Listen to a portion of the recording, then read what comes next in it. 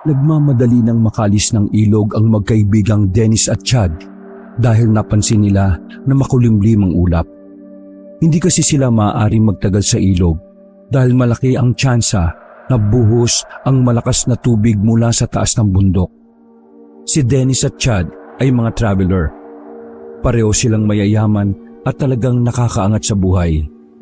Wala na silang gaanong ginagawa sa mga buhay nila kundi ang mag-travel sa kung saan-saan. Isa na nga ang Palawan sa kanilang napuntahan. May nagrekomenda kasi sa kanila na marami raw magagandang paliguan sa probinsyang yon. Napatunayan naman nila yon dahil ang ilog na kanilang niliguan ay pangatlo na sa kanilang napuntahan. Dala ang mga gamit ay mabilis silang tumakbo paakyat sa taas ng kabundukan. Mabuti na lamang ay matagal-tagal pa bago umulan. Kung kaya't may napuntahan pa silang lugar na kung saan ay may mga taong naniniraan doon. Ang baryo ng Sineda. Ang baryo ng Sineda ay isang baryo na pinaniniwala ang sinakop ng mga aswang noong panahon ng mga Kastila. Base sa mga matatandang nagkwento noon, marahas at mabangis ang mga aswang na nagpahirap dati sa mga residente doon. Lahat ng mga taong naabutan sa daan ay pinapatay, kinakain o kaya naman ay ginagawang alay. Nang dumating ang mga Kastila sa eksena, ay nagkaroon ng pag-asa ang mga tao. Inubos ng mga Kastila ang mga aswang. Pero ang kapalit noon, mga Kastila naman ang naghari sa baryo ng Sineda. Hanggang sa tuluyan na itong maging abandonado. Makalipas ang 10 taon, muling tinirhan ang baryong yon. Pinamunuan niyo ng mga taong nakaligtas noon sa kalupitan ng mga Kastila. Naging masagana at masiglang baryo ulit ang baryong yon. At tuluyan na nga itong naging ganap na panirahan ng mga tao. Walang kaalam-alam ang magkaibigan sa kasaysayan ng lugar na kanilang pupuntahan. You think na okay lang pumasok tayo sa loob? Maybe we can ask for help kung saan pwedeng magstay just for a night. Mag-aalas 6 na, wala pa tayong matutulugan oh. Well, we can try. Mukha namang harmless sa mga tao dito eh. Harmless naman ng mga tao sa province. Sa Manila lang naman maraming siraulo eh. O tara, bago pa tayo maabutan ng ulan. Naglakas ng loob ang dalawa papasok sa baryo ng Sineda. Napapalibutan ng matataas na puno ang baryong yon. Pero moderno na ang mga bahay na naroon, nakagaya na rin sa syudad. May mga yari na rin sa semento. Pero may mga bahay pa rin na mga tradisyonal. May supply na rin ng kuryente doon. Dahil ayon sa pagkakaalam nila, rehistrado na sa munisipyo ng Palawan ang baryo na yon. Nilapitan ng dalawa ang tindera ng lugaw sa unang kanto na nadaanan nila. Napalingon naman sa kanila ang lalaki at ngumiti. Excuse me sir, is there any apartment in this area? Napakamot sa ulo ang lalaking tindero. Pasensya na pero nahihirapan ako umintindi ng English eh. Pwede bang pakitagalog? Ay, pasensya na po. Sabi ko po, may mga apartment o paupahan po ba rito sa lugar ninyo? Mga bakasyonista ba kayo?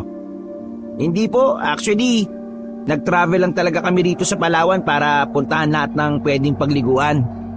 Nagkataon na ang pagbabadya ng ulan eh, kaya hindi kami pwedeng mag-camping sa gilid ng ilog. Ganun ba? Kung apartment ang uupahan ninyo, wala. Pero kung simpleng paupahan, meron dito. Kaso, maliit lang ang mga paupahan dito. Pero malinis naman. Ayos na sa amin yon. Dalawa lang naman po kami ng kaibigan ko eh. Saan po ba dito yon? Tinuro ng tendero ng kanyang daliri ang direksyon. Doon, diretsuhin nyo yan. Tapos, kanan kayo. At saka kanan uli. May bahay dyan na 3 ang palapag. Yun ang paupahan. Kausapin nyo na lang yung may-ari. Okay po, maraming salamat sa inyo, Tay. Ano nga po palang pangalan nyo? Napangiti ang matanda. Hindi kasi ito makapaniwala dahil halos lahat daw ng napapasyal sa kanilang baryo Puro mayayaman na maaarte at mayayabang. Nakakatuwa naman kayo. Ang pangalan ko Delphine.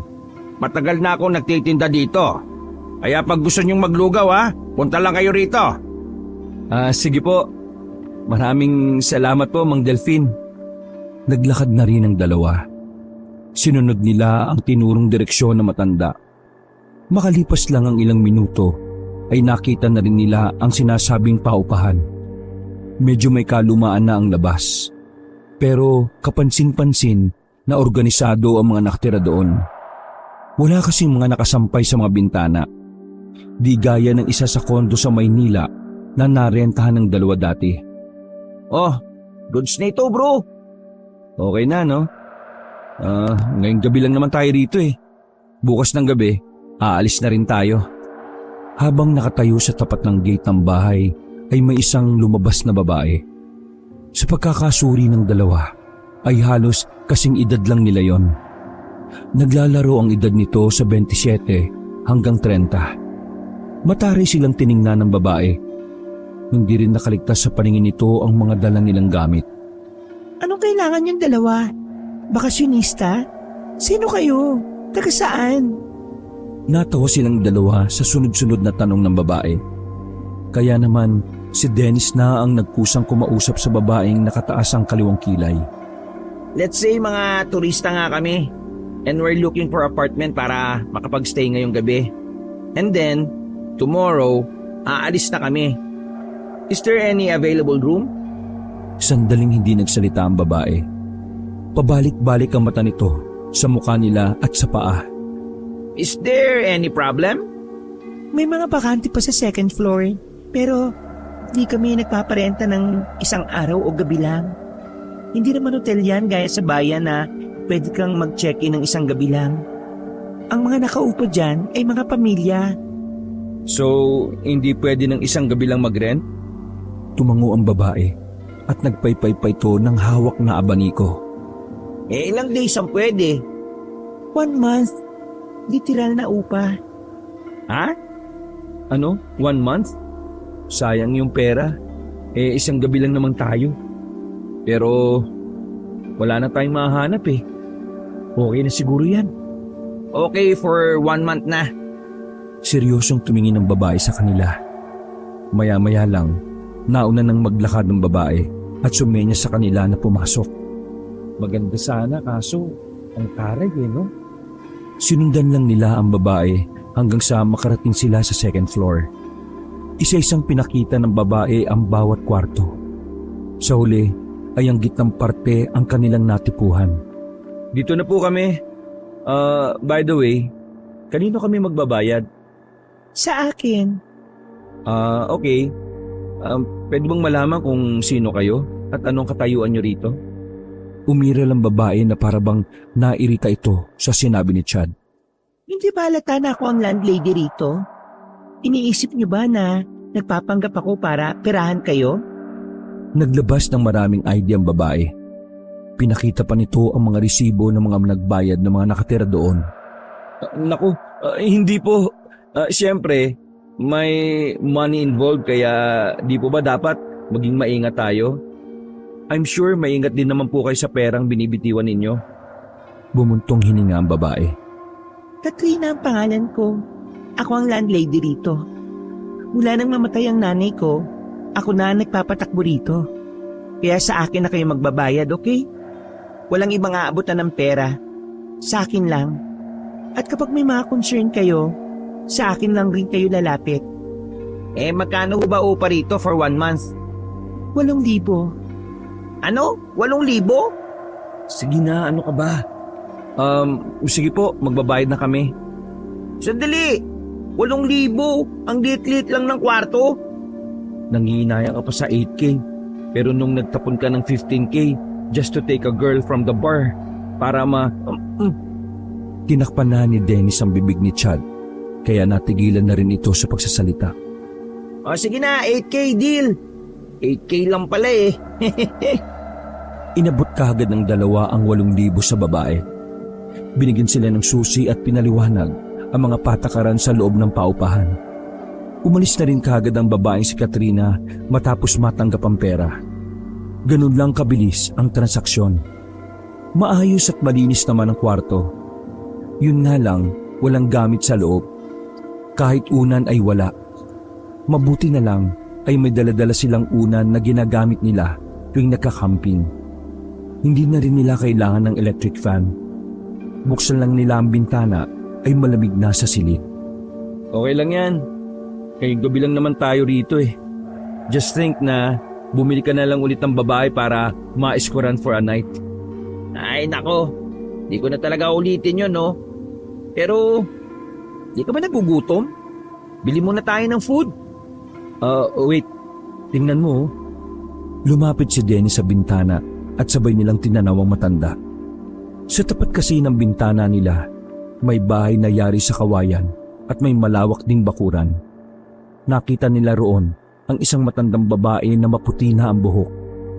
Ngumiti lang sa kanila ang matanda.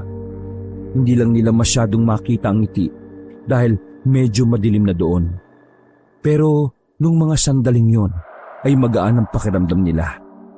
Lalo na nang kinawayan pa sila noon. Cool ni Lola oh. Naalala ko tuloy Lola ko eh. Gusto na kaya yun? Eh buti ka pa nga may lola eh. Ako, pinanganak na wala ng lola ko. Kaya pala malapit ka sa matatanda.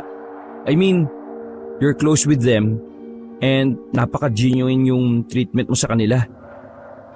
Oo nga. Just like that. Uy, natawag yata tayo. Ha? Talaga ba? Inakawayan nga tayo eh. Pinabababa tayo. Sure ka ba? Is it okay na kumausap tayo ng totally stranger? Kahit pa mukha namang harmless? Eh kumausap nga tayo ng tindero kanina, di ba? Tara na, baka may gustong sabihin si Lola. Oo nga no. Okay. Tapos, bilhin na rin tayo ng pagkain. Lumabas ng silid ang dalawa. Paglabas nila ng paupahan, ay pinuntahan nila ang kinaroroonan ng bahay. Nasa labas lang sila ng bakuran. Naghihintay na rin pala ang matanda doon. Sa kanan nila nasilayan ang magandang ngiti ng matanda. Hello Lola, good evening. Tinatawag niyo po kami? Natutuwa lang ako kasi may nakatira na ulit doon. Eh teka, taga saan kayo? We're from Manila. Pero nagta-travel po kasi kami. And then tomorrow, aalis na kami para umuwi. Aalis na kagad kayo? Ang bilis naman. Kasi Lola, naghanap lang talaga kami ng matutulugan eh. Since mukhang uulan ngayong gabi. Pero wala po talaga kaming balak na magbakasyon. Nako, sayang naman. Kita nila ang lungkot sa mukha ng matanda. Nakatinginan ng dalawa at pareho silang walang ideya kung bakit. Eh bakit Lola? May problema ba kayo? Wala naman. Gusto ko lang may kausap. Dati kasi yung dumudungaw dyan sa bintana nakausap ko. Araw-araw, gabi-gabi nakukwentuhan kami. Kahit nakatingala lang ako ayos lang. Pero isang araw wala na siya. Umalis na siya. Doon na naintindihan ng magkaibigan kung bakit ganun na lamang ang kasiyahan ng matanda nang makita sila sa bintana. Marahil umasa ito na may bago na siyang makakausap sa araw-araw. Napakalmat sa ulo si Chad. Kilala niya kasi si Dennis. Sobrang lambot talaga ng puso nito sa matatanda. Nababasa ni Chad na parang hindi matutuloy ang pag-uwi nila kinabukasan. Kitang-kita niya yon sa mga mata ni Dennis. Oh bro, can we adjust the... Oo sige, alam ko yung sasabihin mo. Sa halip na bukas, sa susunod pa na bukas tayo uuwi. Yes, you're always cool bro. Nakita nila ang tila nagliliwanag ng ngiti na matanda. Sobrang saya nito sa kanyang narinig. Sa mga sandaling yon, hindi nila maintindihan ang kanilang nararamdaman. Natutunaw ang kanilang puso. Nakakaramdam sila ng awa sa pagiging uhaw sa atensyon na matanda. Lola, may 2 umaga pa para makita nyo kaming dumudungaw sa bintana ha? Nang matapos kausapin ng dalawa ang matanda, ay lumabas na rin sila para maghanap ng makakainan. Sa kanilang pagtatanong ay nakarating sila sa isang karinderya. Kakaunti lang ang mga kumakain doon. Ngunit kapansin-pansin na tila sensitibo ang mga tao sa mga mukha na hindi pamilyar sa kanila. Isang lalaki ang lumapit sa kanila. Marami itong tattoo sa katawan. Kung makatingin ay tila manlalamon ng buhay. Nakaramdam ng pagkailang ang magkaibigan dahil nakakatakot ang titig ng lalaki. Taga saan kayo? Bago kayo rito ah. Siniko ni Chad si Dennis para ito na ang kumausap sa maangas na lalaki. Mga turista kasi kami. Akala kasi namin kanina uulan kaya naghanap muna kami ng matutuluyang bahay. Diyan lang kami sa may apartment ni Katrina. Katrina kayo?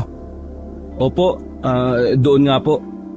Napansin nilang tila naging kalmado na rin ang mukha ng lalaki. Hindi nila alam kung bakit, pero nakaramdam na sila ng kakaiba.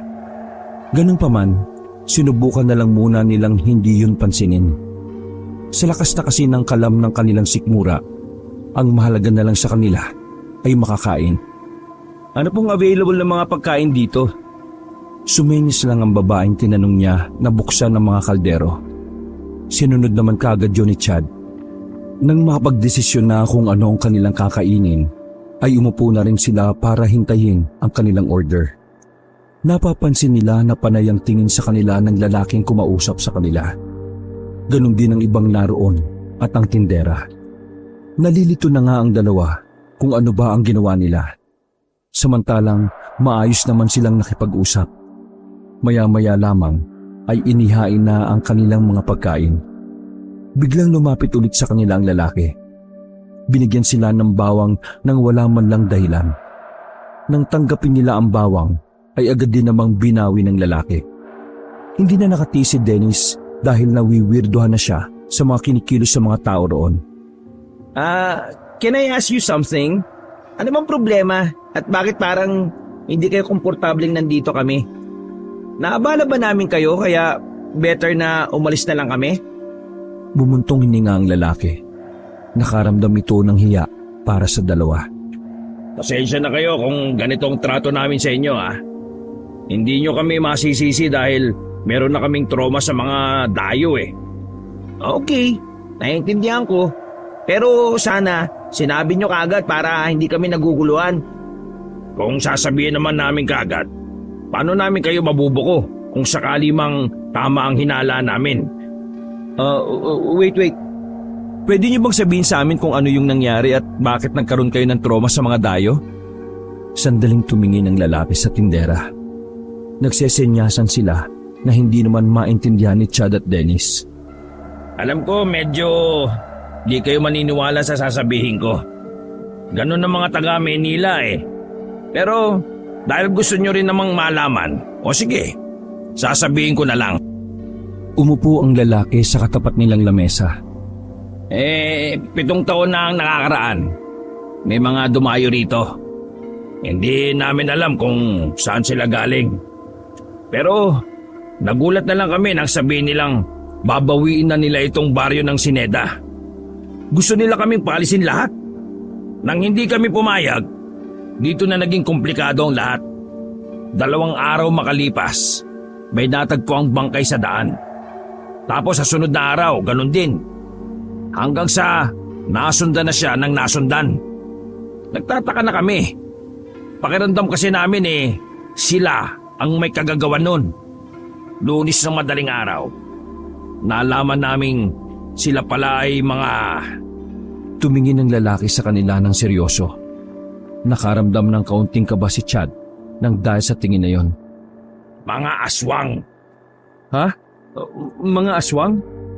Wait, is this a kind of joke? Alam kong mahirapan akong paniwalain kayo sa ganitong bagay. Pero, totoo sinasabi ko. May mga aswang na gustong kumuha ng lugar na ito. Sinasabi nila na sila ang dating nakatira sa baryong ito. Pero, hindi nagpatalo mga tao at sila pa ang naitaboy. At mula noon, kapag may dumadayo dito sa Sineda, sinisiguro namin na hindi sila aswang. Kasi kung sakaling aswang kayo, hindi na kayo makakalabas ng buhay rito. Pero dahil di naman kayo aswang, wala tayong problema. Tahimik lang na nakakatinginan ng dalawa. Hindi nila malaman kung paniniwalaan ba nila ang lalaki. Sa buong buhay kasi nila ay hindi pa sila nakakakita ng aswang. Sa mga pelikula lang nila yun napapanood. Kaya kayo, huwag kayo masyadong naglalalabas ng bahay ng gabi. Kasi may haka-haka pa rin dito na may mga aswang pa rin nagmamasid lang. Naghihintay ng tamang pagkakataon para makapambiktima. Hindi ko kayo tinatakot Binibigyan ko lang kayo ng ideya kung paano mabubuhay sa baryong ito. O sige na, pwede na kayong kumain. Umalis ang lalaki na parang wala lang nangyari. Sinimulan na lang ng dalawa ang pagkain. Pero sa kaloob-looban nila ay hindi nila maiwasang hindi yun isipin.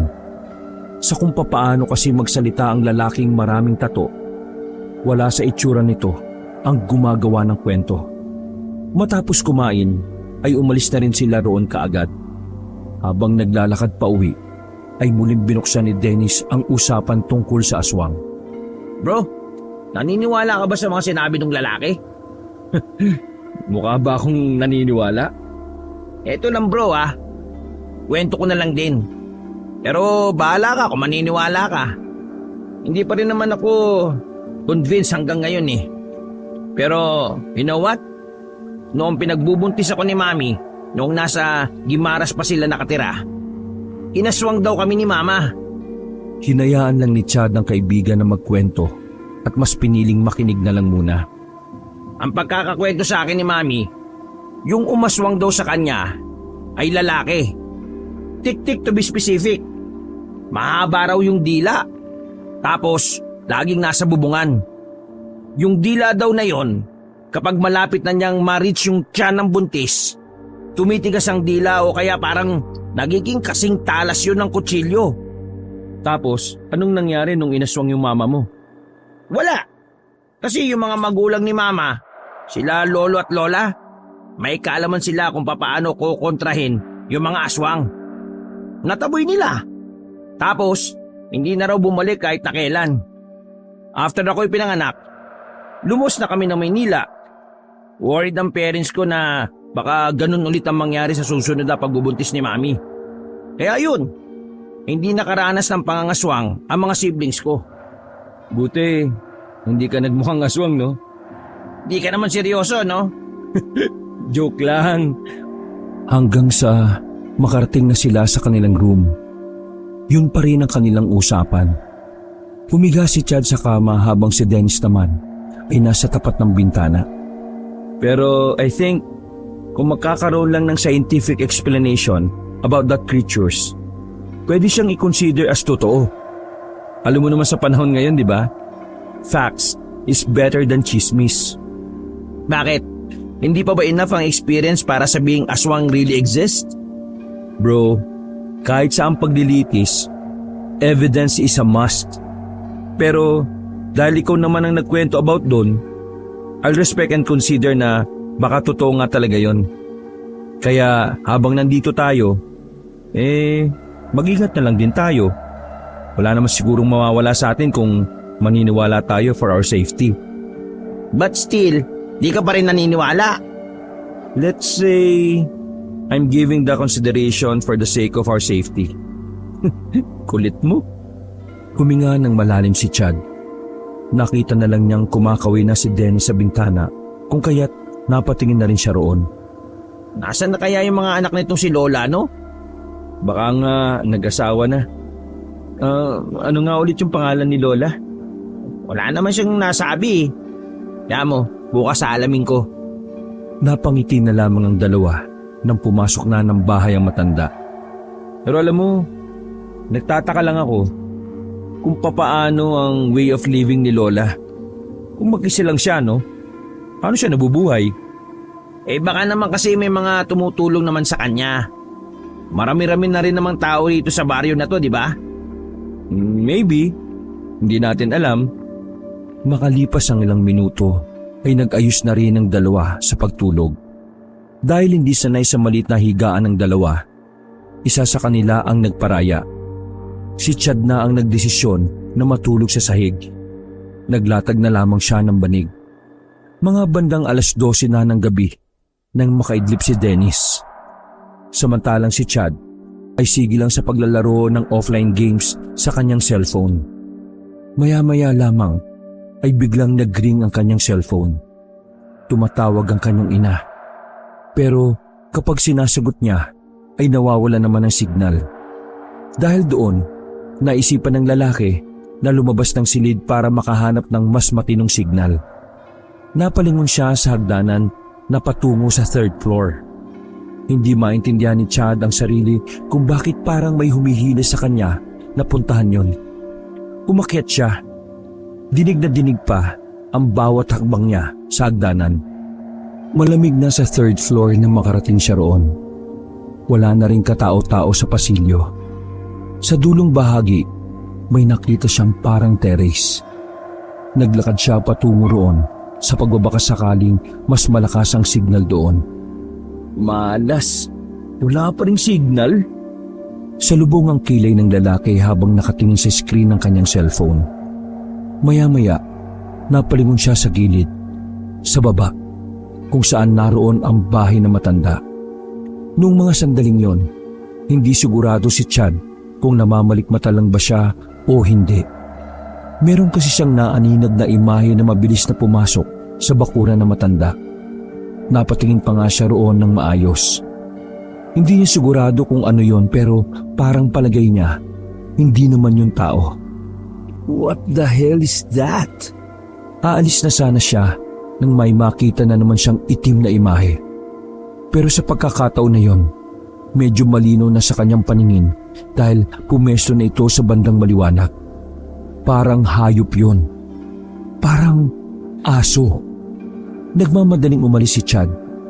Bumalik siya sa kanilang silid at binuksan ang bintana para malapit na makita kung ano nga ba talaga ang naroon.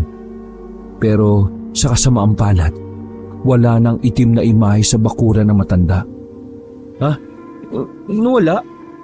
Ano ba yun? Guni-guni ko lang ba yun? Nang wala naman siyang napala roon, ay isnarado na lamang niya ang bintana. Humiga na lang siya ulit sa kanyang ligaan. Dahil sa kanyang nakita, ay mas lalo siyang nahirapang makatulog. Dumagdag pa yun sa kanyang isipin. Nilibang na lamang niya ang kanyang sarili sa paglalaro. Hanggang sa di na niya namamalayang inumaga na pala siya. Saka lamang siya nakaramdam ng antok nang magising na si Dennis. Alauna na nang magising si Chad. Malamig ang simoy ng hangin noong mga sandaling yon. Sumilip siya sa bintana. Makulimlim na naman ang mga ulap. Oh, nasaan kaya yung isang yun? Tiningnan niya sa bakuran ng matanda pero hindi niya nakita roon si Dennis. Hindi rin naman niya magawang i-text dahil kailangan pa rin niyang maghanap ng matinong signal. Matapos makapag-toothbrush, lumabas na muna ng silid ang lalaki. Naisipan niya kumain na muna dahil nalipasan na siya ng tanghalian. Habang naglalakad sa hagdanan, nakasalubong niya ang landlady na si Katrina. Huminto ito at seryosong tumingin kay Chad. Good morning. Yung kasama mo, What? pagsabihan mo na wag makihalubilo kay Aling Pasita, ha? Aling Pasita? Nakita niyo yung bahay sa tapat ng bintana ninyo? Si Aling Pasita ang matandang naroon. Okay. So, ano naman problema? Bakit pagsasabihan ko yung kaibigan ko? Tayo lang kayo rito sa Sineda. Hindi niyo alam kung ano ang matandang yon. Kaya kung ako sa iyo, ilalayo mo ang kasama mo roon. Kung ayaw mong matulad kayo sa dating nakatira sa kwarto ninyo. Nagsalubong ang kilay ni Chad. Sa hindi mapaliwanag na dahilan, ay bigla na lamang siyang kinabahan. Pinagmasdan lang ni Chad na papalayo ang babaeng si Katrina. Napapaisip siya sa sinabi ng landlady. Sa kabilang banda, nagkaroon siya ng pagkabahala at pag-aalinlangan. Kinakabahan siya at ang palagay niya ay may kahulugan ng kaba na yon.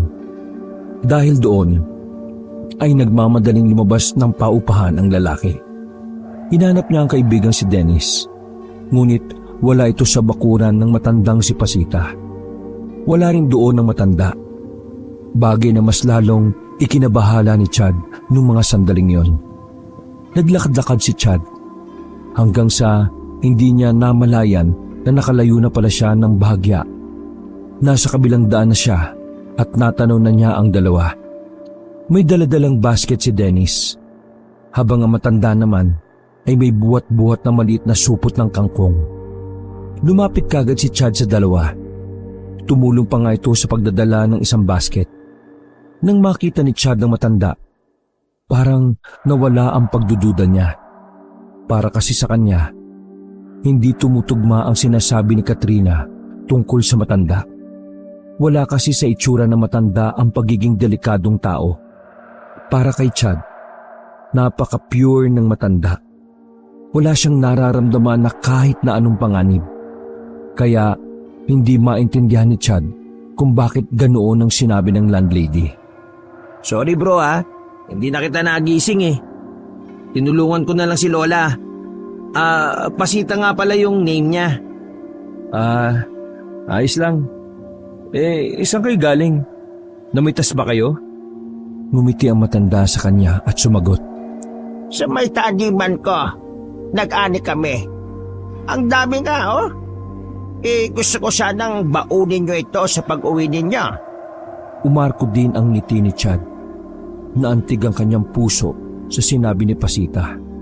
Pakiramdam niya tuloy ay yun ang lola niya sa Maynila. Nakakaya naman po. Hindi niyo pa kami lubos na kilala pero ganito niyo kami ituring. Nako, hindi nyo rin naman ako kilala pero ginagalang ninyo ako. Kaya bago man lang kayo umalis bukas pababaunan ko kayo ng gulay. Para kapag uwi ninyo, maalala nyo ako kapag nakita nyo ang mga gulay ko. Habang naglalakad sila, ay nagkaroon na sila ng pagkukwentuhan. Natigilan lang ang tawanan nila ng isang tanong ang nakapagpatahimik sa kanilang lahat. Lola Pasita, nasan ba mga... Siniko ni Chad ang kaibigan. Saka lamang napagtanto ni Dennis na hindi na pala niya iyon dapat inopen.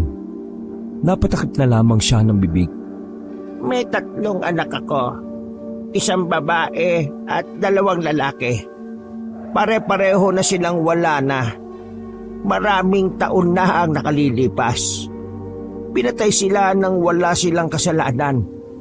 Nako, sorry to hear that, Lola Pasita. Kung hindi niyo po kayang pag-usapan ng mga ganitong bagay, huwag na lang po natin pag-usapan. Nginitian ni Chad ang matanda. Tinanguan naman siya ni Dennis. Hindi masisi ni Chad si Dennis sa pagiging insensitive nito. Kahit kasi malapit sa matatanda si Dennis, hindi pa rin nito alam kung papaano makisama sa matatanda. Mas may kaalaman si Chad sa ugali at damdamin na matatanda dahil noong nasa kolehiyo siya ang nag-aalaga sa kanyang lola. Nagdaan ng halos 10 minuto. Nakabalik na rin siya. Tinulungan nilang isalansa ng lamesa ng mga gulay. Maraming salamat sa inyo Ang bubuti niyong tao. Wala po nga naman. Sana magpalakas lang kayo palagi. Sige po, akit na muna kami. Salamat din po rito sa mga bigay ninyong gulay. Pag uwi namin, luluto ko to kagad.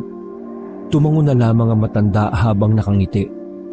Masayang bumalik ng silid si Dennis. Dahil sa kasiyahan nito, nag-alangan na si Chad na ikwento sa kaibigan ang mga nakita niya noong gabi. Ayaw niyang makasira ng araw. Bro, may mga nalaman ako kay Lola Pasita Ha? Nalaman? Like what? Umayos ng pagkakaupo ang binata at nagsimulang magkwento. Based on Lola Pasita's story siya ang dating may-ari ng paupahan na ito. What? Seriously? Yung lolo ng landlady natin, naging ex ni Lola Pasita. Then eventually, naagaw sa kanya. Nagtulong-tulong yung angkan ng landlady natin para maangkin ng paupahan. Wala na raw kasing kamag-anak si Lola Pasita. Imagine bro, pagkatapos mawalan ng anak, nawalan din siya ng bahay. I can't imagine the pain in Lola Pasita's heart. Nako, natutunaw ang puso ko. That means, mayaman pala talaga siya dati. Hindi naman sobrang yaman, pero may mga pag-aari siya. Later on, nakuha din sa kanya. Natira na lang yung bahay niya dyan sa labas at saka yung taniman niya na pinuntahan namin kanina. Saklap naman pala nang nangyari sa kanya, no? Hirap.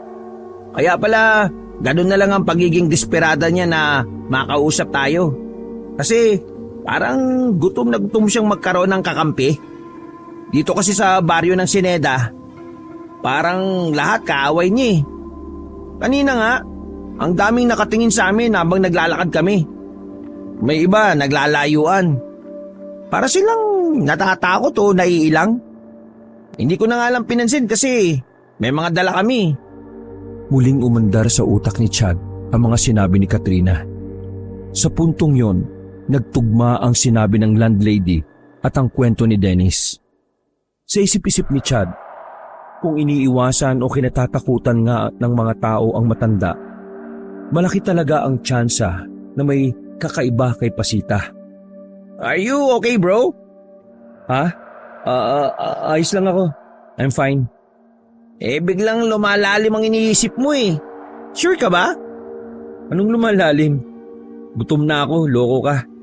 Ay, oo nga pala. Hindi ka pa pala kumakain. Sorry nakakalimutan ko bumili sa labas eh. Teka, bili muna ako para makakain ka na. Nakakain na kasi ako eh. Deliver ako ni Lola Pasita. No thanks. Ako nang bibili. Pahinga ka na dyan. Kagigising ko lang din naman eh. At hindi naman ako pagod. Sigurado ka? Oo nga, kulit mo. O sige na, labas muna ako. Tinapik ni Chad sa balikat si Dennis. Naglakad na siya palabas ng bahay. Dahil mag-isa na lamang siyang kumakain, naisipan ng lalaki na puntahan ng lalaking si Delphine, ang nagtitinda ng lugaw dun sa bungad. Kakain siya ron para tikman kung masarap ba ang lugaw. Nagbabaka sakali na rin siya na baka may alam ang matandang lalaki kung sino ba talaga si Aling Pasita. Habang naglalakad sa tirik ng araw, lahat ng makasalubong niyang tao ay nakatingin sa kanya. Ang iba ay tila nababahala. Ang iba ay parang natatakot. At ang iba naman ay parang galit. Nagugulan si Chad sa reaksyon ng mga yon. Wala siyang ideya kung bakit ganoon ang kanilang reaksyon. Baka alam nilang dayo kami. O baka nakita nila kaming kasama ni Lola Pasita. Ay, ewan. Napapailing na lamang si Chad. Mas binilisan niya ang kanyang paglalakad hanggang sa makarating na nga siya sa lugawan. Namukaan siya ni Mang Delphine kaya malayo pa lang ay kumakaway na ito sa kanya. Magandang tanghali po, Mang Delphine. Kakain po, isang order. Mukhang kagigising mo lang yata. Napuyat ka yata kagabi. Medyo nakaramdam ng pagkailang si Chad dahil parang normal lang ang pakikipag-usap sa kanya ng lalaki. Yung bang parang matagal na silang magkakilala. Kaya nga po eh. Pwede po ba akong magtanong? Ay, pwede naman. Kahit ano pa yan, sasagutin ko. Basta, wag lang sa mat ha. Lumunok muna ng laway si Chad. Kilala niyo po ba si Lola Pasita? Napatigil sa pagsasandok ng lugaw ang lalaking si Delphine. Nawala ang ngiti nito sa muka at seryosong tumigil kay Chad. Pasita? Opo. Yung doon kasi sa paupahan, may bahay doon na may matandang babae na nakatira. Napansin ko na parang ayaw sa kanya ng mga tao. Alam niyo po ba kung bakit? Naawa po kasi ako sa matanda eh. Biglang nagbago ang aura ni Delphine. Kita ni Chad na parang humigpit ang pagkakayakap niya sa sandok. Para bang may nagtatagong galit sa mga mata ng lalaki. Ninakaw nila ang para kay Pasita. Mga walang iya, yang mga Reyes na yan. Dapat magbayad sila sa ginawa nila kay Pasita. Bakit po? Ano po pong ginawa nila kay Lola Pasita? Pinagmalupitan ng mga Reyes si Pasita para kunin ang bahay na paubahan. Pinatay din nila ang mga anak ni Pasita. Wala silang mga puso. Mawalang galang na po pero pwede ko bang malaman kung anong ginawa ni Lola Pasita para gawin sa kanya yon ng mga tao? Natigilan si Delphine. Tila napaisip ito sa tanong na yon. Kalaunan ay nahimasmasan ito. Alam niya sa salita ay hindi maaaring malaman ng kahit na sinong dayo kung totoong klaseng tao ang matandang si Pasita. Wala siyang ginawang masama. Sadyang mga ganid lang sila sa kayamanan at kapangyarihan. Padabog na iniabot ni Delphine ang mangkok na may lugaw. Nagulat naman si Chad ng dahil doon. Nang medyo matauhan ay paulit-ulit na humingi ng paumanhin ng lalaking si Delphine. Pasensya ka na ha. Hindi ko talaga mapigilan ang sarili ko eh. Pasensya na rin po. Napaalala ko kung ano man ang iniiwasan nyo ng maalala. Huwag ko kayo mag-alala. Hindi na po ako magtatanong ng kung ano pa man ang nangyari doon. Wala kang kasalanan. Sila ang may kasalanan. Sana lang dumating ang araw na makamit na rin niya ang ustisya. Itinuon na lamang ni Chad ang pagkain sa lugaw. Binalot naman ng katahimikan ang atmosfera nilang dalawa. Nararamdaman ni Chad ang nagngangalit na kalooban ni Delphine. Kahit hindi sabihin ng matandang lalaki, halatang halata ang pagkamuhi nito sa mga mata nito. Maya-maya ay natapos na rin siyang kumain. Bago siya umalis, nagbitaw pa ng salita si Delphine. Kahit na anong sabihin nila kay Pasita, wag na wag kang maniniwala. Nawala ang ngiti ni Chad. Tinanguan na lamang niya ang sinabi ni Delphine. Nang makabalik ay wala na naman si Dennis sa silid. Pagtanong niya sa baba ay nakita niyang si Delphine na nasa bakuran na matanda. Nagsisibak yun ng kahoy. Hindi pwedeng ma-attach si Dennis kay Lola Pasita. Baka mamaya mamove na naman yung uwi namin bukas. Sumapit ang gabi. Maaga silang humiga dahil maaga rin silang aalis kinabukasan. Habang nagpapaantok ay napansin ni Chad na malungkot si Dennis. Nalulungkot ka ba kasi iiwan na natin si Lola Pasita? Bumangon si Dennis at sumandal sa pader. Oo bro, ngayon ko lang kasi naramdaman na magkaroon ng lola Pero wala akong magagawa. Bukas na ang alis natin. Sayang ang flight natin kung mananatili pa tayo dito. Kaso, naawa talaga ako kay Lola Pasita Huwag ka na mag-alala, ha? Natigil ang pananalita ni Chad nang makarinig sila ng mga tinig ng lalaki na parabang galit na galit. Nang dumungaw sila sa bintana, nakita nilang kinakaladkad si Pasita at nasubsob pa sa lupa. Aba, mga gago to Uy, sandali! Biglang tumakbo palabas ng silid si Dennis. Sinundan din naman ito kagad ni Chad.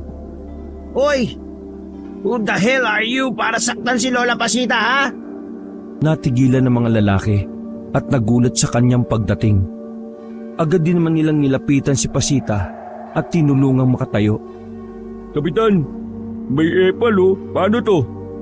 Dumako ang tingin ni Chad at Dennis sa isang lalaking hindi pa naman katandaan. Siya ang kapitan. At sa gilid nito ay naroon ang kanilang landlady na si Katrina. Mga bagong umuupa ang mga yan sa bahay, Tay. Tatay mo tong kapitan na to? Bakit ganito ginawa niyo sa matanda? Mga wala kayong galang Lumapit ng bahagya ang kapitan. Kung ipagtanggol mo ang matandang yan, parang kilala mo yan Alam mo ba kung ano yan? Wala akong pakialam. Ang akin lang, if you have business with her, don't hurt... Aswang ang matandang yan! Napanganga si Chad at Dennis sa kanilang narinig. Hindi maproseso ng kanilang utak ang mga nangyayari. Paulit-ulit na tumutulig sa kanila ang salitang aswang. Mga dayo lang kayo sa lugar na ito. Kaya wala kayong alam sa mga nangyayari sa nasasakupan ko. Yang ipinagtatanggol ninyo ay leader ng mga aswang. Tiningnan ni Chad ang matandang si Pasita. Nakayuko lamang ito at tila nahihiyang mag-angat ng tingin. Noong mga sandaling yon, kumbinsido na si Chad na totoo nga ang sinasabi ng lalaking maraming tato. Kahit na ano pa man siya, wala kayong karapatan na pahirapan siya. Matanda na siya oh. Nakikita niyo naman na mahina siyang kumilos. Sa tingin niyo, kaya niya pa bang manakit? Kung totoo yung sinasabi ninyo, yung ibang aswang na lang ang puntiryahin niyo. Huwag kayong mananakit na matanda. Mag-iingat ka sa binibitiwan mo salita. Baka hindi mo alam kung saan ka hahantong. Sige, alalagpasin ko muna ang gabing ito. Pero bukas ng gabi, babalik kami. Kapag hindi mo ikinanta sa amin kung saan ang iba pang mga aswang, wala kaming ibang magagawa kundi ikaw ang parusahan. At siya nga pala, kayong dalawang dayo, kung ayaw niyong madamay, huwag kayong makialam. At kung gusto niyo pang makauwi, lumayo-layo kayo sa matandang yan.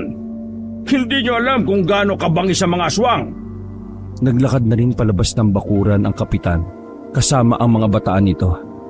Sandali pa silang tiningnan ni Katrina at umiling. Lola, ayos lang ba kayo? Tumango lang ang matanda, ngunit hindi ito nag-angat ng tingin. Kaya naman sinilip na yon ni Chad. May napansin kasi si Chad na parang mayroong tumutulo mula sa mukha ng matanda. Bro, may sugat si Lola! Nagmamadali nilang ipinasok ang matanda sa loob ng bahay nito. Dito na nila nakitang dumudugo ang itaas na kilay na matanda. Palagay na magkaibigan ay pinalo ng batuta si Pasita. Nagsarado ang kamao ni Dennis. Noong mga sandaling yun, kahit na hindi naman niya kaano-ano matanda, nabuo pa rin ang matinding galit sa kanyang puso. Nagkikiskisa ng kanyang mga bagang sa sobrang galit. Mga walang iya sila. Bro, mamaya ka na magalit. Kailangang unahin muna natin tong sugat ni Lola Pasita. Huminga ng malalim si Dennis. May nakuha silang bulak at ilang panggamot sa sugat. Agad naman niyang inasikaso ang matanda. Mabuti na lamang ay natapalan na rin nila ng bulak ang sugat. Napigilan na rin ang pagdurugo. Pero hindi pa rin makatingin ang matanda sa kanila. Kakausapin na sana ito ni Chad, ngunit nagtaka sila sa mga pagkain nasa lamesa. Mayroong pansit at mga kakanin. May mga pritong manok din. At higit sa lahat, mayroong tinapay na tinusukan ng kandila. Lola Pasita, birthday niyo po ba ngayon? Tumango na lang ang matanda. Mas lalong nanikip ang dibdib ng dalawa. Tila may kumukurot sa kanilang mga puso. Sobrang naawa sila sa kalagayan ng matanda. Gusto ko sanang imbitahan kayo kaso naisip ko ay wag na. Mas lalo lang akong mahihirapan na tanggapin na bukas ng umaga wala na kayo. Kaya eto ko, magdiriwang ng aking ika-70 kaarawan na mag-isa. Namalayan na lang ng dalawa na umaagos na ang kanilang luha. Noong mga sandaling yon, ay nakalimutan na nila ang tungkol sa aswang. Mas nangibabaw para sa kanila ang espesyal na gabing yon. Lola Pasita, huwag kang mag-alala. Kasama mo kami ngayon, di ba? Di ba, Chad? Oo, Lola Pasita. Hindi po kayo nag-iisa sa kaarawan ninyo. May ilang oras pa bago matapos ang gabing ito. Pinigilan na lamang ng dalawa ang kanilang mga luha. Sa halip na kaawaan ng matanda, naisip na lamang nila na gawing masaya ang mga sandaling yon. Sabay-sabay silang kumain. Inasikaso nila ang matanda na parabang kadugo nila ito. Nagkukwentuhan, nagtatawanan, at nagbibiruan. Sa mga sandaling yon, marami na ring nakwento ang dalawa sa matanda. Hindi na nila namalayan ng oras. Inabot na pala sila ng 12:00. Lola Pasita, maraming salamat po sa pagkain ha. Nabusog talaga kami. Kaya nga, ang sarap ng luto po ninyo. Nako, wala yon. Ako ang dapat na magpasalamat. Ang tagal na rin mula nang may makasama ako sa kaarawan ko. Sobrang natutuwa ako. Dadalhin ko ang alaala na ito hanggang sa kabilang buhay. Nakaramdam na naman ng awa ang dalawa. Lalo na si Dennis na talaga namang mas naging malapit sa matanda. Sige na, umakyat na kayo sa kwarto nyo. Maaga pa kayong aalis bukas. Lalabas na sana ng pintuan ang dalawa. Ngunit bigla na lamang nataranta ang matandang si Pasita. Oh, bakit po Lola Pasita? Huwag mo na kayong lumabas. Kailangan niyo magtago dito. Dali, bilisan nyo. Pasok kayo sa kabinet. Sinunod na lamang nila ang matanda. Pumasok sila sa kabinet at pinagkasya nila ang mga sarili sa loob. Ilang segundo nang maisara ang kabinet, naramdaman na lamang nila na may mga dumating na. Noong una ay kinakabahan sila dahil akala nila ay bumalik ang mga taga-barangay. Pero nung sumilip sila sa butas ng kabinet, nakita nila ang mga kalalakihan na mga walang damit pang itaas. Lahat ng mga yun ay nakasuot na lamang ng maong na pantalon. Pare-pareho mapuputla ang mga balat at nangingitim naman ang ilalim ng mga mata. Hinarap ni Pasita ang mga lalaking yon. Base sa nasasaksihan nila, kilala ng matanda ang mga lalaki. Anong kailangan nyo? Bakit ka may ganyan? Sinaktan ka ba nila? Nanlaki ang mata ng dalawa nang makita nila si Delphine, ang tindero ng lugaw. Magkakilala pala ang dalawang matanda. Bagay na nawala sa isip ni Chad. Ay nako, wag nyo na akong intindihin. At saka, bakit ba kayo nandito?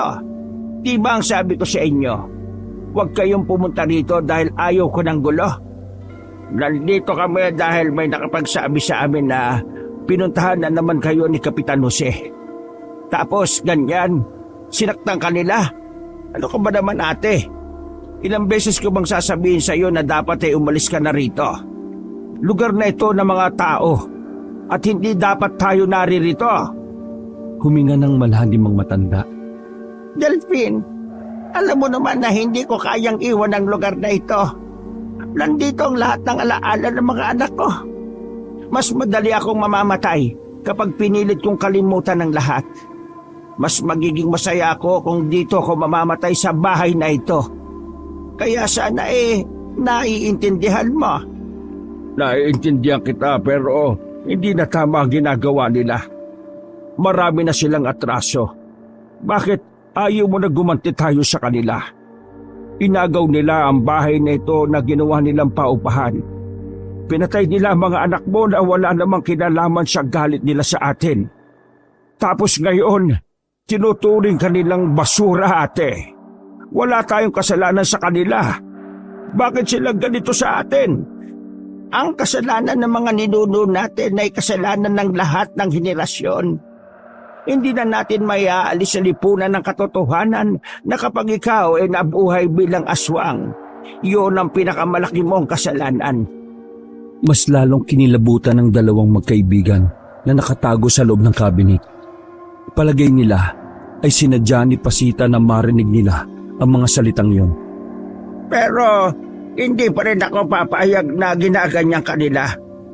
Dahil unang-una naman sa lahat, baryo natin ito. Baryo ito ng mga aswang at hindi ng mga tao.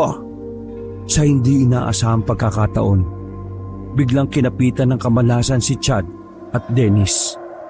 Nawalan sila ng balanse habang nasa loob sila ng kabinet. Natumba sila at tuluyan ang nailuhan ng kabinet. Gulat na gulat ang lahat habang nakatingin sa kanila. Bakit sila nandyan? Hello po, Mang Delphine. Dito kasi kami nilabas ng portal Nagawa pang magbiro ni Dennis pero hindi yun nagustuhan ni Delphine. Ate, anong ibig sabihin nito? Bakit may tao rito? Narinig nila ang tungkol sa atin. Baka mamaya ipagkalat nila ito. Mang Delphine, magkakilala naman tayo, di ba? Pagtiwala kayo sa amin. Manahimik ka! Hindi ikaw ang kausap! Napatakip na lamang ng bibig si Chad. Nakaramdam siya ng takot sa mga kasama ni Delphine noong mga oras na yon. Lahat kasi ng kalalakihan na yon ay mapuputla na ang balat at tila nanlilisik pa ang mga mata. Huwag kayo mag-alala sa kanila. Hindi sila kagaya ng dalawa na una kong pinapasok dito. Hindi sila magtataksil. Nababasa ko sa mga mata nila na mabubuti silang tao. Ate naman, ilang beses ka nagang niloko ng mga tao. Hanggang ngayon ba naman nagtitiwala ka pa rin sa mga taong yan? Mawalang galang na po. Pero ang husgahan nyo kami kaagad nang di nyo pa naman kami kilala ay isang kabastusan. What I mean is, before you judge anyone, consider to take a little time to know their personality. Tama ang sinabi niya. Pero ano nga ang sinabi mo, anak? Ang sabi niya po, bago nyo kami husgahan, alamin nyo muna kung anong klaseng tao kami. Tiningnan sila ng matalim ni Delphine. Malayong malayo ang aurahan nito sa kilos nito bilang tindero ng lugaw. Ate, pasensya na ha. Pero kailangan namin silang iligpit. Hindi tayo nakakasiguro kung mapagkakatiwalaan sila.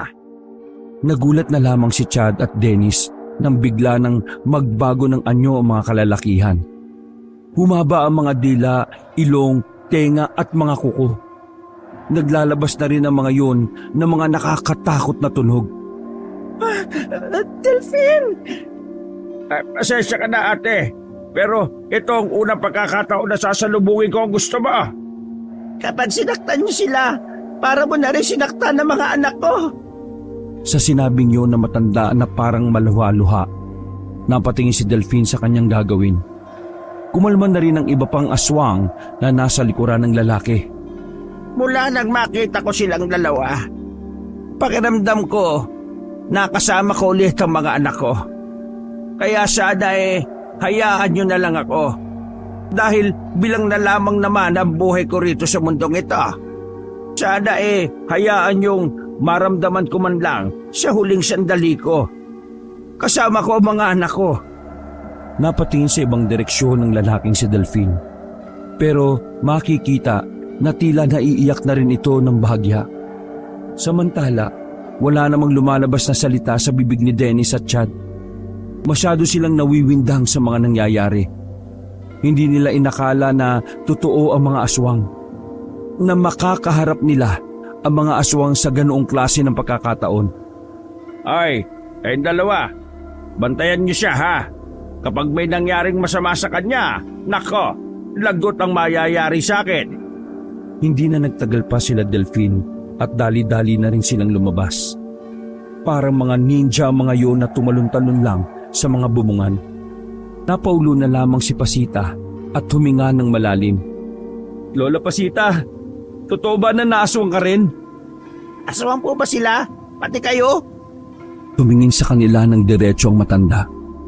Hindi ito nagdalawang isip na manggaling sa kanya ang katotohanan.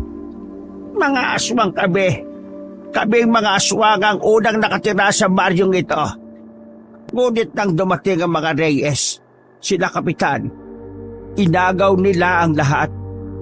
Ang kanila ang umawak ng sineda. Maintindihan ko kung ayaw nyo sa akin at mataatakot kayo. Magiging masaya na lang ako kahit na papado. Itinuring nyo akong lola at ina. Wala po akong pakialam kung aswang ka man o hindi. Ang malaga po sa akin ngayon ay ang kalooban nyo. Nararamdaman ko po na matino at mabuting tao kayo.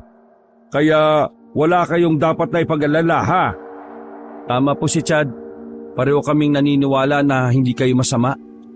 Ngunit ang matanda sa kanila, hindi makapaniwala ang matanda na kahit sinong biglaan lang ang lahat. Magagawa kagad na magkaibigan at tanggapin ang mga nangyari. Pero Lola Pasita, ano po yung sinasabi mong bilang na ang mga araw mo rito sa mundo? May taning na kasi ang buhay ko. Pakiramdam ko, anumang oras ay mawawala na ako. Kaya masayang masaya ako dahil nakilala ko kayo. Masaya ako dahil naramdaman ko ulit kung papaano ang maging isang ina. Maraming salamat sa inyong dalawa. Hindi malaman ng dalawa kung ano ang kanilang sasabihin. Bagamat Hindi pa nila lubusang kilala ang matanda. Kakaiba pa rin ang kurot na nararamdaman nila. Para bang matagal na nilang nakasama si Pasita. Kaya ganun na lamang ang epekto nito sa kanila. Nanahimik na lamang ang magkaibigan. Nakiusap na sa kanila ang matanda na bumalik na sila sa kanilang silid para makapagpahinga na. Nang nasa silid na, ay hindi na rin dinadalo ng antok si Chad at Dennis. Tulala lamang sila sa kisame at malalim ang iniisip. Bro? Oh. Mauna ka nang umuwi. Napabangon si Chad dahil sa sinabi ng kanyang kaibigan. Baliw. Eh di ako naman ang kinulit ng pamilya mo. Sabay tayong uuwi. I don't know bro, pero hindi ko kayang umalis bukas ng umaga eh. Babalikan nila si Lola Pasita ng gabi. Baka kung ano na naman ang gawin nila. Bro, may buhay din tayong sarili. Kailangan na natin bumalik sa Maynila.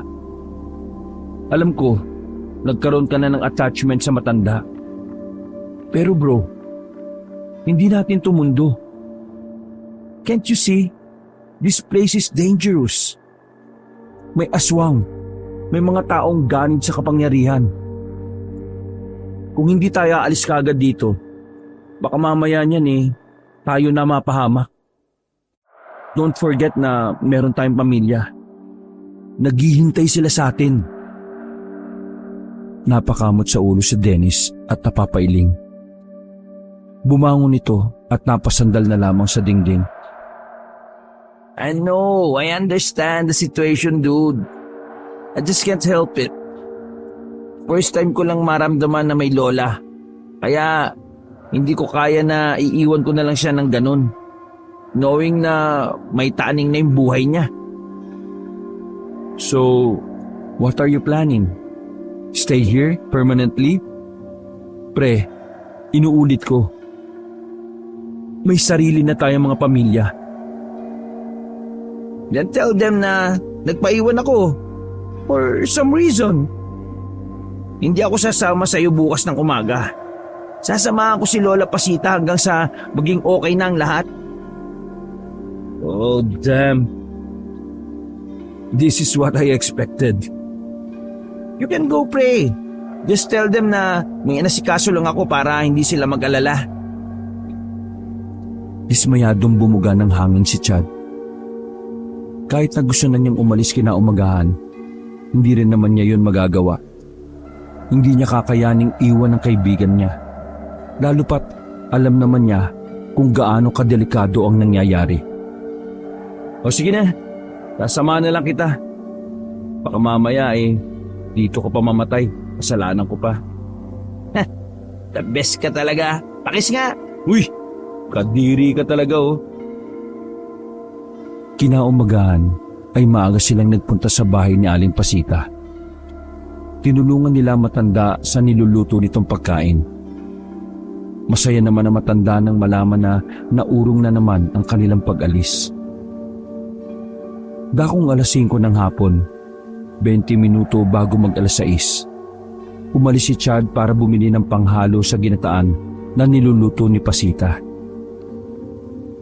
Mag-isang naglakad ang lalaki. Bawat madaanan niyang mga tao ay nakatingin sa kanya. Masama ang tingin ng mga ito. Bawat kabahayan din, napapansin ni Chad na may mga nakasabit na roong mga bawang. Wala naman yon nung una siya maglakad-lakad sa daan na yon.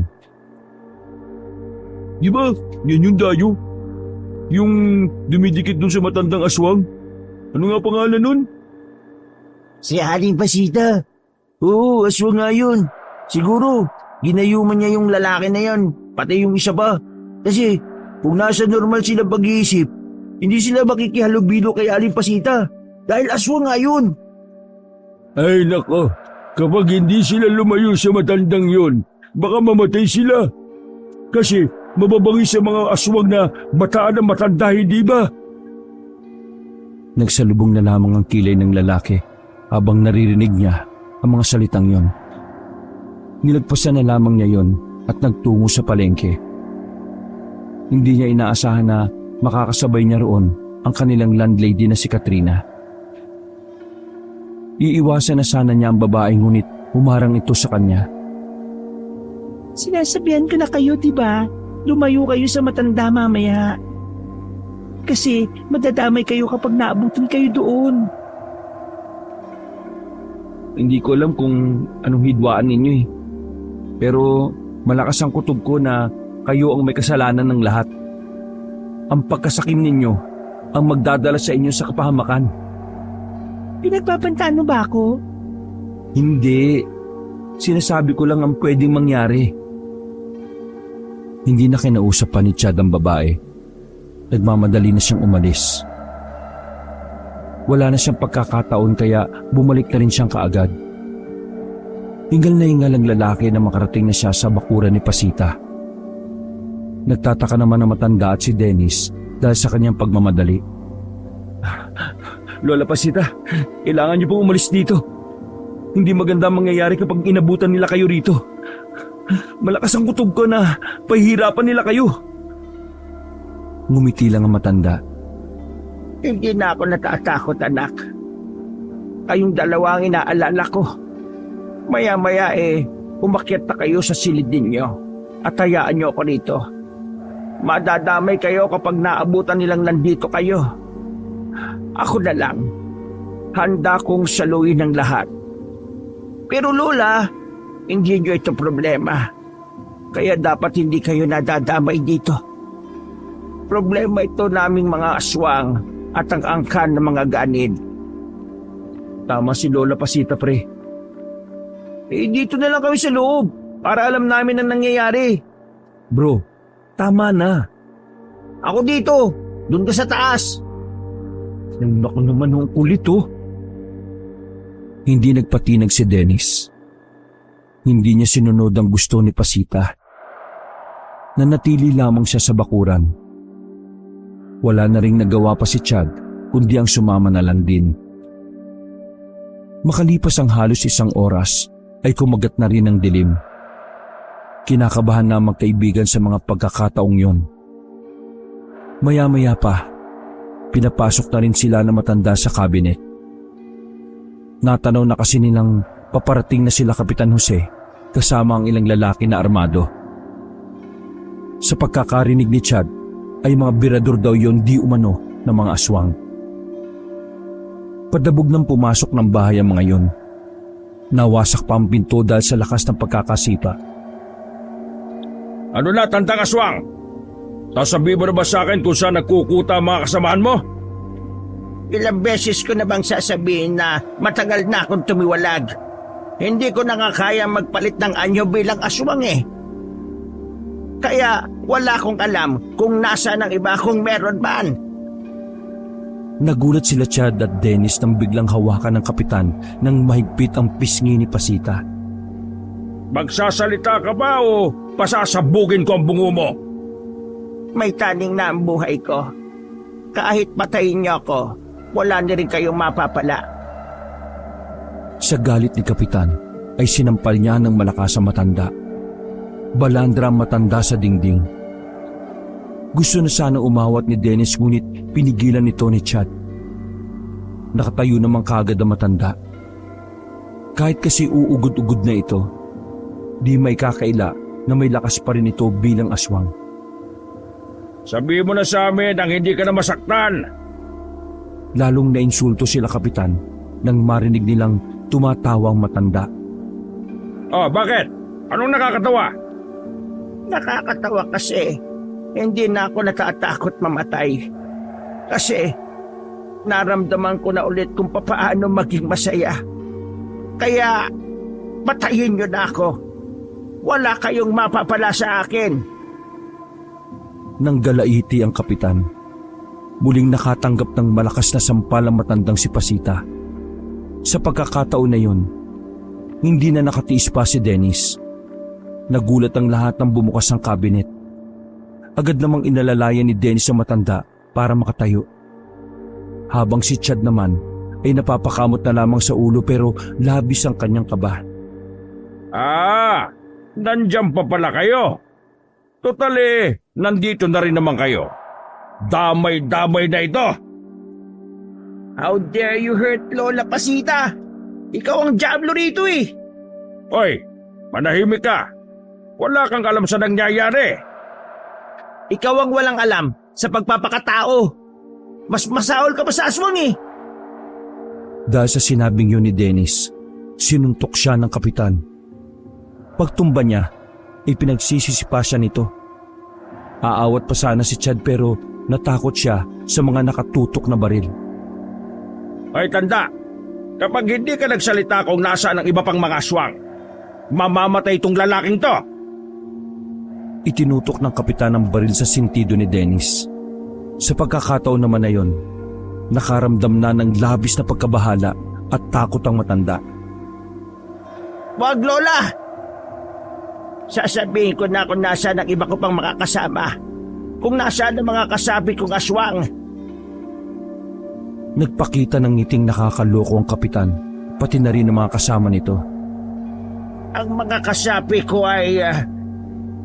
Nang babanggitin na sana ng matanda ang lokasyon, bigla na lang may mga humila sa mga nasa pinto. Naalarma sila nang mapagtanto na may mga aswang nang nagdatingan. Kapitan! Kapitan! Maraming aswang! Pagsilip nila sa labas ay napapalibutan na sila. Kada puno ay may mga nakalambitin doon. Huwag kayong duduwag-duwag! Patayin lahat ng aswang! Sobrang dami nila, Kapitan! Di natin sila kakayanin! Nawiwindang ang kapitan ng mga sandaling yon. Hindi nito inakala na higit pa pala ang bilang ng mga aswang sa inaasahan nila. Tumakbo naman si Dennis sa tabi ng matanda kahit nakirot pa ang tagiliran nito. Nasa aktong puputakan na ng kapitan sila Chad sa gilid nang biglang may mga aswang na nagpasukan sa bintana. Nakakakilabot na ang itsura ng mga yon. Unang tingin pa lang na magkaibigan ay natakot na sila. Bago pa makapagpaputok ang kapitan, ay nakalmot na yun ni Delphine. Inagaw ni Delphine ang baril at saka nito niratrat ang mga kasama ng kapitan. Nang si kapitan na lamang ang natitira doon, nagpasukan ng mga aswang sa bahay. Napapalibutan na siya ng mga aswang naggalit na galit.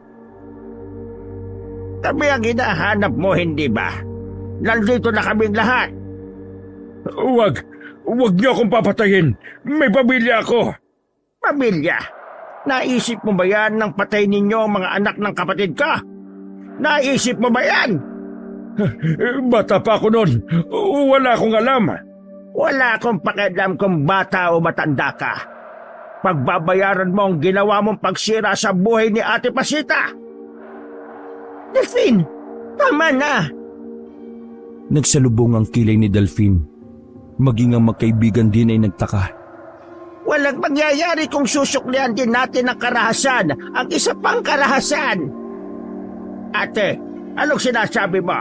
Papatayin ko na ito. Umiling lang ang matanda. Hindi. Kailangan mabuhay si Kapitan. Kailangan niyang pamunuan ng Baryo Sineda at pangalagaan, gaya ng pangangalaga ng mga aswang. Kapag nabigo kang pangalagaan ng lugar na ito, wala na akong magagawa. Dahil sa puntong yon, wala na ako. Papaalisin kita na parang walang nangyari. Huwag mong ikakalat kung ano ang ikinamatay ng mga kasama mo. Sige na, Kapitan. Umuwi ka na. Dali-daling tumayo si kapitan at parang bata na tumakbo palayo. Nadismayan na lamang si Delphine sa nangyari. Pero ganun pa man, wala na rin silang nagawa lahat. Makalipas ang 1 linggo, nakaratay na ang matandang si Pasita. Hinanghina na ito at tanging mukha na lamang ni Chad at Dennis ang naaalala. Maraming salamat sa inyong dalawa. Pinatunayan ninyo na pwede palang maging magkaibigan ang mga aswang at tao. Salamat dahil sa huling sandali ko sa mundong ito. Hindi ko naramdaman na aswang ako. Sa halip, mas naramdaman ko na isa akong ina. Maraming salamat sa inyo mga iho. Sana'y makauwi kayo ng ligtas. Napayak na lamang si Dennis at Chad nang tuluyan nang pumanaw si Pasita. Lahat ng aswang na nasa likuran nila ay naiiyak na rin. Sa pagkawala kasi ni Pasita, para na rin silang nawala ng ina. Ganun pa man, masaya ang mga aswang dahil namatay ng mapayapa at masaya ang kanilang pinuno. Samantala, inihatid naman nila Delphine ang magkaibigan patungo sa sakayan ng bus. Nang makauwi na sila, ay nakakausap pa nila sa telepono si Delphine. Ayon dito, unti-unti nang nagkakaroon ng magandang samahan ang mga aswang at tao. Isang bagay na matagal nang pinapangarap ng matandang aswang na si Pasita. Napangiti na lamang si Chad at Dennis. Dala-dala nila ang kakaibang karanasan na punong-puno ng maraming aral. Wakas.